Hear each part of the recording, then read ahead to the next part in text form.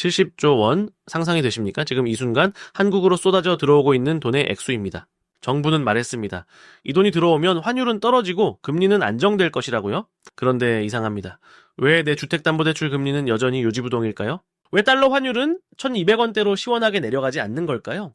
누군가는 이 기회에 채권으로 큰 돈을 벌고 있지만 누군가는 여전히 이자 폭탄을 맞고 있습니다. 2026년 세계 국채지수 편입이 가져온 진짜 변화, 그리고 당신의 돈을 지키기 위한 팩트체크 지금 시작합니다. 지금 달력을 한번 보시죠.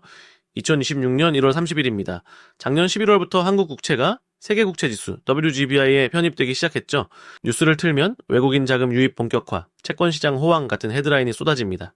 도대체 WGBI가 뭐길래 이렇게 난리일까요? 네, 쉽게 말해 선진국 국채들의 국가대표 클럽입니다.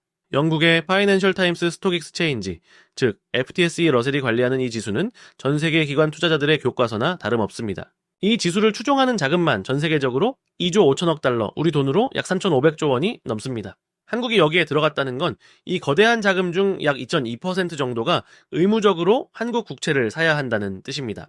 그 금액이 바로 560억 달러, 약 70조 원에서 80조 원 사이입니다. 엄청난 돈이죠. 그런데 여러분, 70조 원이 들어온다라고 해서 당장 내 통장에 꽂히는 건 아닙니다. 이 돈은 어디로 갈까요?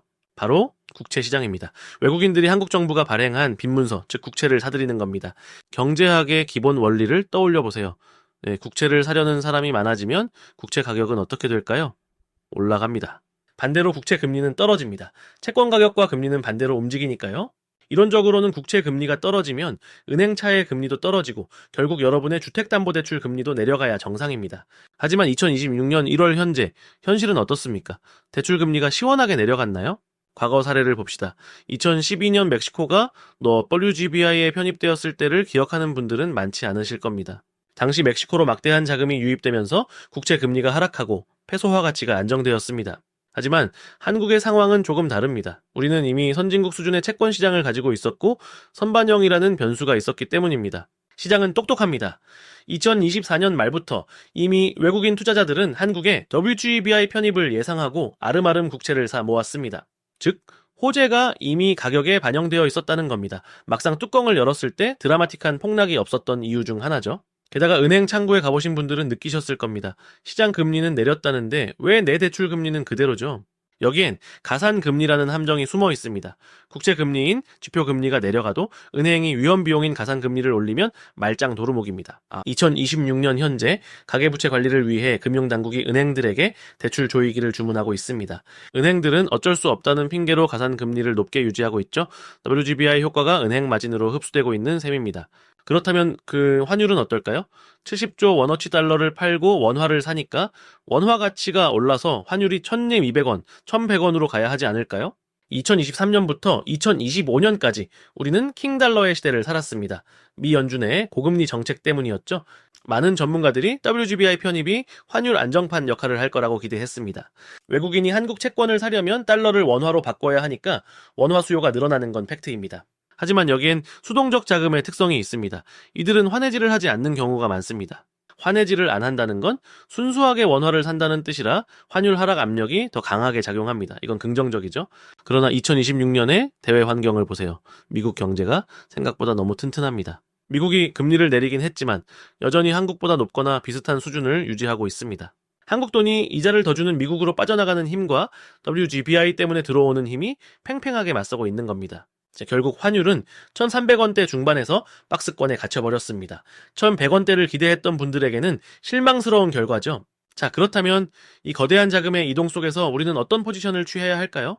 먼저 대출자분들, 금리 인하만 믿고 변동금리를 택했던 분들은 지금 불안하실 겁니다. WGBI 효과로 국채금리는 장기적으로 하향 안정화될 가능성이 높습니다. 이건 장기 고정금리, 대출의 기준이 되는 금리입니다. 역설적이게도 당이 변동금리보다 장기 고정금리가 더 매력적인 구간이 올 수 있다는 뜻입니다. 실제로 과거 외국인 자금이 대거 유입된 시기, 장당히 금리 역전 현상이 해소되면서 장기물 금리가 더 안정적이었습니다. 다음은 투자자분들입니다. 채권개미라고 불리는 개인 투자자분들, 이미 국채 많이 사셨죠? 네, 외국인들이 기계적으로 한국 국채를 사주니까 내가 산 채권의 가격이 오를 거라는 기대, 맞습니다. 하지만 기억하세요. 외국인들은 국고채를 주로 삽니다. 회사채나 기타 채권은 낙수 효과를 기다려야 합니다. 그리고 WGBI 편입은 한 번에 끝나는 이벤트가 아닙니다. 1년에서 2년에 걸쳐 단계적으로 자금이 들어옵니다. 즉, 급격한 시세 차익보다는 꾸준한 우상향을 기대하고 접근하는 것이 현명합니다. 그런데 여기서 잠깐 우리가 놓치고 있는 무서운 시나리오가 하나 있습니다. 자, 바로 재정 적자라는 구멍입니다. 정부가 돈이 없어서 국채를 너무 많이 찍어내면 어떻게 될까요? 외국인이 70조 원을 사줘도 정부가 100조 원어치 빚을 새로 내면 채권 가격은 오히려 떨어집니다. 2024년, 2025년 세수펑크 사태 기억하시죠? 2026년에도 정부 지갑 사정이 넉넉지 않습니다. GBBI 편입은 정부에게 마이너스 통장 한도가 늘어난 것과 같습니다. 빚내기 쉬워졌으니 더 낼 수도 있다는 거죠. 이 물량 부담이 해소되지 않으면 우리가 기대한 금리 인하 효과는 반감될 수밖에 없습니다. 자, 이제 결론을 내려보겠습니다. 2026년 WGBI 편입, 내 돈의 독인가 약인가? 네, 첫째, 환율 1100원대는 유노멀일 가능성이 높습니다. 무조건적인 환율 하락 베팅은 위험합니다. 둘째, 대출자는 가산금리 추이를 보며 고정금리 갈아타기를 고려하세요.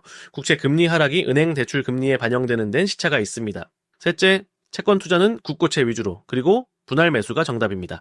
외국인 자금은 1년에 걸쳐 천천히 들어옵니다. GBI는 한국 경제의 분명한 호재입니다. 코리아 디스카운트 해소의 신호탄이니까요. 하지만 이것이 만병통치약은 아닙니다. 70조 원이라는 숫자에 취해 시장의 리스크를 잊지 마십시오. 외국인 자금은 언제든 썰물처럼 빠져나갈 수도 있는 핫머니가 아니라 꾸준히 들어오는 패시브 자금이라는 점이 그나마 위안입니다. 결국 중요한 건 한국 경제의 기초 체력입니다. 외국인이 사줘도 우리가 못 버티면 소용없으니까요. 2026년 여러분의 자산 포트폴리오에 한국 국채라는 안전벨트 하나쯤은 채워두는 것도 나쁘지 않은 선택일 겁니다. 다만 그 안전벨트가 모든 충격을 막아주진 않는다는 사실 꼭 기억하시기 바랍니다. 지금까지 2026년 WGBI 편입 효과와 대응 전략을 살펴봤습니다. 경제는 생물과 같습니다. 예측대로 흘러가지 않죠. 그래서 우리는 늘 깨어 있어야 합니다. 70조 원의 파도 위에서 서핑을 즐길 것인가 아니면 휩쓸려 갈 것인가 선택은 여러분의 몫입니다. 네, 오늘 내용이 도움이 되셨다면 구독과 좋아요 부탁드립니다.